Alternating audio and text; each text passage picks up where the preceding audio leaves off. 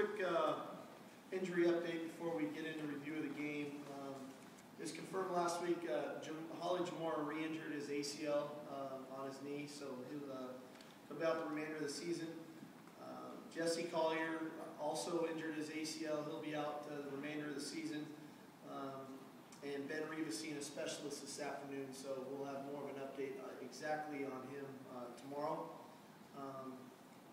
But it looks like it'll be obviously a broken bone, so pretty significant time with him.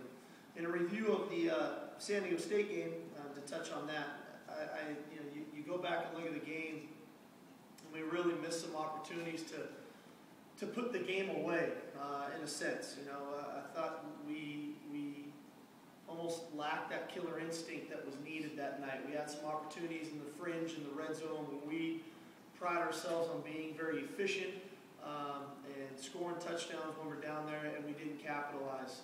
Obviously, we have one opportunity. We take a sack on third down that knocks us back, a delay game. We don't even get to kick a field goal. We punt. We have another opportunity. We fumble inside the 5-yard line. We have another opportunity. We get down there. We settle for a field goal and miss the field goal. So potential of 21 more points that we left on the board in that ball game that I think really could have changed the complexion of that game and really swung it even more in our favor when we had opportunities to do that. On a positive note, I'd say it was encouraging. We talked about the football so much.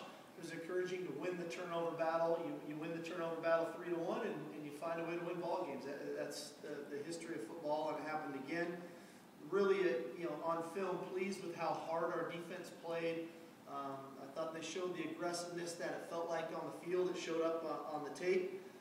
Obviously, there's some things from alignment and assignment to get cleaned up there. I know we can tackle better than that. It'll be a point of emphasis for us this week. I think we found out, or we realized they had, I think, 90 yards of offense after initial contact, which we can improve on definitely. And I think the guy who calls the plays on offense can call a better game, quite honestly. I think we got a bit frustrated not scoring in those opportunities that we had, and maybe a little out of sorts, and myself included. And I think that carried itself to Keith and a bit to our offensive unit. And throughout the year, we're going to get faced with adversity. Guys are going to go down with injuries like happened to us the other night, whether it's Jesse or Ben Reba. Those things can't affect us. We have to continue to execute. That's why we have to do the things we do and practice with numerous guys doing what they do and not just one guy at one spot. So all being said, that there were some real positives there, but there's some things that we have to get fixed, and we're going to have to do it quickly. We're obviously heading to LSU Saturday night. Great environment for college football. Should be a tremendous setting. Can't tell you the amount of respect we have for their program and Coach Miles. They're excellent, tremendous team, special teams football team in the return game and covering kicks. Obviously, the defense almost speaks for itself, and the playmaking ability they have there. The power running game that they kind of lean on you and wear on you over time. And then create big runs or play action pass and big plays there, and utilize and get the ball to their playmakers. So it will be key for us to get acclimated as best we can while we're here in Seattle. Then when we get down to Baton Rouge, and that'll be obviously through crowd noise and simulating that, our ability to hydrate our players and to get them prepared for all of the things that come with the setting of playing at Tiger Stadium. So this isn't new to us. There's a proud history and tradition here at the University of Washington of going and playing in games like this, and we'll embrace this one just like we have all of the other ones for decades. So should be a fun week for us and a fun ball game on Saturday. Real quickly, if we could have anybody on the conference phone line, please mute yourself. We're getting a lot of noise through the phone. From that, we'll take questions from the folks here in attendance. Steve, can you talk about just how you overcome Jesse and Bishop's role, Willis Wilson, Eric Wilson, just how you move forward with that now? Yeah, it obviously, we're going to find out more about Bishop Sankey in a hurry, and he got quite a few carries the other night. He responded well. I wish we would have blocked a little bit better for him, and I think in turn, I wish he would have showed a little bit more patience running the ball, but I think that'll come in time for him getting the experience there. Eric Wilson's obviously going to get more touches for us. Desmond Petty will get more touches. Willis Wilson will have a role on this team. And we'll have some guys that'll be role players that'll do some things in the backfield for us that, are maybe hybrids at other positions that can do some things for us back there. Maybe not as full-time running backs, but in some spot duty and special situations.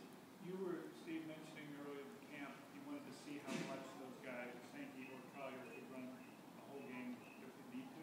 Did you determine anything by Saturday whether Bishop can? Oh, I think he can do it without a doubt. He physically he was fine. I think he had up to 22 carries on the night. I think it was a really good learning experience for him, putting the ball on the ground there inside the 5, late in the third quarter or middle of third quarter, whatever that was. He'll respond better to that next time. I thought he ran a little bit conservative after the fumble, and it's hard to be a running back and run conservative when you're not a big thumper. He has to run with his style. He just has to continually emphasize keeping the ball high and tight, and that hasn't been an issue with him. The kid from San Diego State did a nice job of stripping the ball with him. So I don't want to take Bishop's stinger from him because he has big play potential, but his big play potential won't be there if he doesn't run with the initiative to look for that stuff. Without Reva, have you decided what's going to look like on the right side of the line yet? Yeah, we'll have James Atoe going at right guard, and we'll look at Kohler and Christie at right tackle. This obviously bodes itself for some opportunities for Brostick at the right guard spot as well. And down there in the weather that we're going to get, we're going to need some extra bodies in this ball game. I don't think we can go in there thinking it's just going to be 5 guys. We're going to need some guys rotating in, and so we'll be prepared for that. Steve, what was review of the offensive line like post-game for you? Not bad. One of the common things that we're finding out in first games is we're always a little high in week 1. And part of that is we try to do as much live as we can in training camp, but yet take care of our guys. Our pad level needs to get better, and that'll be emphasized for us this week. I felt that San Diego State threw as many looks at our guys as you could just about throw at them. And for the most part, we handled them pretty well. We had one glaring protection breakdown on the sack there in the red zone. That was a miscommunication between center, quarterback, and tailback that we were hopeful wouldn't happen, but they got us. But they threw a lot of stuff at our guys, and they threw a lot of stuff at the quarterback, at me, at the O-line. The end result, sometimes you can play a little bit tentative when you're getting so many different looks. But I thought all in all that they were okay. We'll be better. Sometimes the O-line gets a little bit of the brunt of the criticism. Where we weren't very good was at the second tight end spot or the fullback spot. That definitely needs to improve, and that goes hand in hand with the O-line and the tight end, and it all coming together to make all that happen. So there's definitely some areas that need to be improved upon. Steve, just to be clear on the line, so James Atoe will start at right guard Saturday? That's what will probably happen unless something changes here in the next couple of days. Steve, the problems with the offensive line are kind of the shifting around. You're going to LSU, Sam Montgomery, Barcavius Mingo. How big of a task is it for these 2 tackles to see those guys? That's just 2 of the 8 that we're going to see. There's going to be 8 guys rotating in there. And I don't want to say any of their names because I can't remember all of them. I know the numbers, and it's 9 and 18 and 77 and 90 and 99 and 89 and 49, and so they're good. That's no secret about that. We, as a staff and as from a game planning standpoint, if I go empty backs and go 7-step drops all night long, we'll have a tough night. I mean, that goes without saying. So we're going to have to do things continually to mix things up in our style of offense that we run, in the types of plays that we're running. In the tempo in which we do things, and so we're going to have to continually mix things up, and I think that's one of the beauties of our system is that we have the capability of doing those things, and we're just going to have to lean on that more so than we have in some other ball games. Keith was pretty hard on himself after the game. I mean, did he play as bad as he seemed to think he did, or? That's what makes 17 special. He's got a standard he holds himself to. I've seen him better than he was Saturday night, and I will see him better than he was this past Saturday night. So, and that's just what he expects of himself. And so, there were probably a handful of plays that he'd love to have back.